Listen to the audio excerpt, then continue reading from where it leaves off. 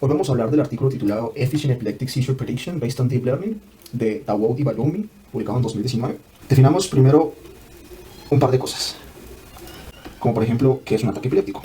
Esto es un comportamiento anormal en el cerebro y entre sus síntomas está la pérdida temporal de la conciencia y movimientos involuntarios, normalmente repetitivos. Un episodio de estos puede durar entre 20 segundos y 2-3 minutos. Y decimos que alguien es epiléptico o sufre de epilepsia si sufre ataques epilépticos frecuentemente. Se calcula que 23 de cada 100.000 personas sufre de epilepsia y afecta principalmente a niños.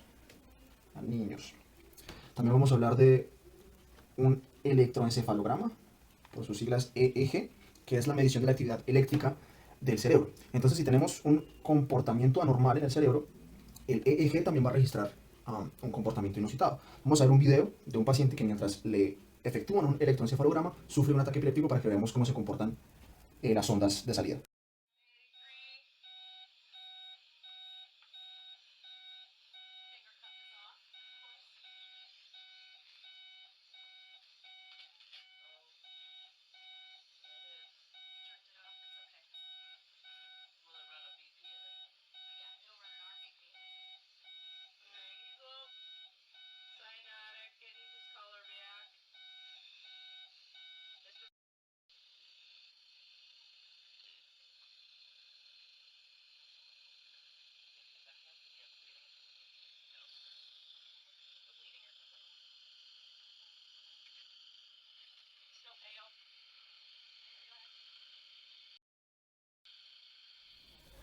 Los ataques epilépticos son impredecibles para el paciente, entonces poseen un efecto psicológico y social muy grande, además de ser una posible amenaza a la vida en casos específicos, como cuando el paciente está manejando o cuando los movimientos involuntarios pueden causar un golpe.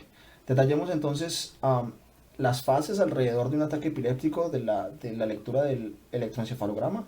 La primera es el interictal, que es una fase de tranquilidad, una fase corriente en la que el paciente está la mayoría del tiempo. Luego tenemos la fase predictal, que es la fase anterior al ataque epiléptico y es el que queremos distinguir. Luego tenemos la fase ictal, que es el ataque epiléptico como tal. Y luego la fase postictal, que es la recuperación y vuelta a la fase interictal.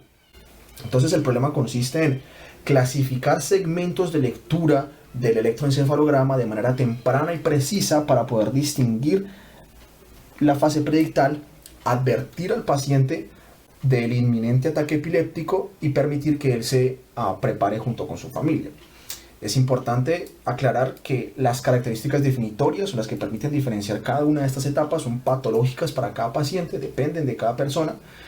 Entonces, estrategias de aprendizaje de máquina son muy eficaces, pues permiten acompañar al paciente mientras se van aprendiendo estas características y se van mejorando las clasificaciones a lo largo del tiempo. Para atacar este problema, los autores utilizan técnicas de deep learning o aprendizaje profundo, que consiste en aplicar múltiples transformaciones, en el caso de redes neuronales, múltiples capas, a nuestra entrada para poder distinguir propiedades, llamémoslas, profundamente abstractas. ¿A qué quiero decir? Pensemos en esta imagen que quiero que mi red neuronal reconozca. Más allá de reconocer, por ejemplo, esta sería nuestra imagen, más allá de reconocer qué hace parte de la figura y qué no, que podríamos llamar una propiedad superficial, puesto que se puede distinguir con que lo negro no hace parte y lo rosa sí. Una característica profunda típica del deep learning es saber que esto representa un 5, el número 5. Entonces vamos a estudiar las estrategias que los autores proponen para poder distinguir la fase predictal de las lecturas de los encefalogramas. Ellos hacen, como dije, uso de diferentes técnicas de deep learning y las voy a por ahora solamente nombrar y después entramos en detalle con ellas. La primera es solamente un multilayer perceptron o un perceptron multicapa, pero luego le suma ese MLP, una Deep Convolutional Neural Network o una red neuronal convolucional profunda. Después intenta utilizar esa DCNN con una red neuronal recurrente de memoria a corto o largo plazo bidireccional. Y por último intenta a utilizar un autoencoder o un autocodificador convolucional profundo con el VLTSM, y en algunos casos decide añadir unos algoritmos de selección de canal o channel selection, que como vimos en el video, los electroencefalogramas reportan varios canales. Entonces, seleccionar solo algunos de ellos puede optimizar la solución del problema. Él corre estas 4 soluciones propuestas, mira los resultados y concluye cuál es el mejor de ellos. Vamos a estudiar cada uno. Al MLP o Multilevel Perceptron le entran los canales en bruto del electroencefalograma en la capa de entrada para que la capa oculta pueda aplicar operaciones matemáticas que le permiten a la capa de salida devolver un número entre 1 y 0. Entre más cerca esté el número a 1 es porque el MLP está más seguro de que el segmento que le entró era un segmento predictal. En la fase de entrenamiento, si la respuesta del MLP era incorrecta, entonces mediante una función de pérdida se recalibran las operaciones matemáticas aplicadas en la capa oculta para que las próximas predicciones se vayan acercando más a la respuesta correcta. Las Deep Convolutional Neural Networks o DCNN son un tipo especial de MLP menos conectado que se utilizan en este caso para reducir la dimensión del problema. Le entran los canales en bruto del electroencefalograma, se convierten en una matriz y se le aplican una serie de convoluciones, que son unos filtros que permiten extraer las propiedades importantes de la entrada, y unas capas de pooling que reducen la dimensión del problema para que al final tengamos una matriz mucho más pequeña y densa en propiedades relevantes, para que así más eficientemente puedan otros mecanismos clasificar la entrada. Las BLSTM o Bidirectional Long Short Term Memory son un tipo de red neuronal recurrente que mantienen estado a lo largo del tiempo. Esto quiere decir que dependiendo de cómo procesó las anteriores entradas va a procesar la siguiente. Esto las hace muy buenas para procesar datos secuenciales temporales. En este caso estamos usando una bidireccional. Esto quiere decir que trata tanto como si el último dato entrado fuera el último y procesa todos los anteriores antes, tanto como si el último dato que entró fuera el primero, procesando luego todos los datos que le entraron antes. El resultado final es la combinación de estas dos. El Deep Convolutional Autoencoder o DCAE pretende eliminar el ruido y resaltar las características importantes de la entrada, reduciendo el tamaño de la matriz a través de unas capas de convolución y de pooling que ya vimos antes, y luego restablece las dimensiones de la matriz reconstruyendo la señal del electroencefalograma para que lo podamos meter en otros métodos como los que ya vimos antes, y lo hace a través de aprendizaje no supervisado. Los datos usados para entrenar y evaluar el desempeño de los modelos son segmentos de 30 segundos de encefalogramas ya previamente clasificados, dispuestos al público por el Children's Hospital Boston.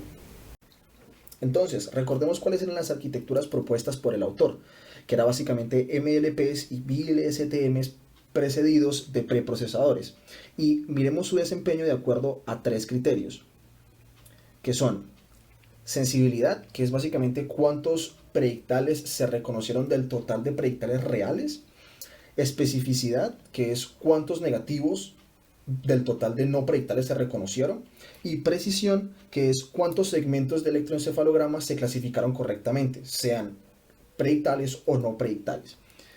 Los resultados demuestran que en todas las áreas que acabamos de mencionar, el VLSTM se desempeñó mejor a lo largo de todos los pacientes, tanto en sensibilidad como en especificidad y precisión. Además, si observamos la última gráfica, que grafica el tiempo de entrenamiento, podemos ver cómo el DCAE con el VLSTM y selección de canal es el que menos se demora en entrenar. Eso quiere decir que resulta menos complejo para un computador. Por último, el autor compara sus propias arquitecturas entre ellas, esta vez con números, y vemos de nuevo una superioridad del VLSTM con autoencoder y selección de canal. Además, compara su propuesta con otras encontradas en la literatura y de nuevo logra resultados superiores a todos los demás.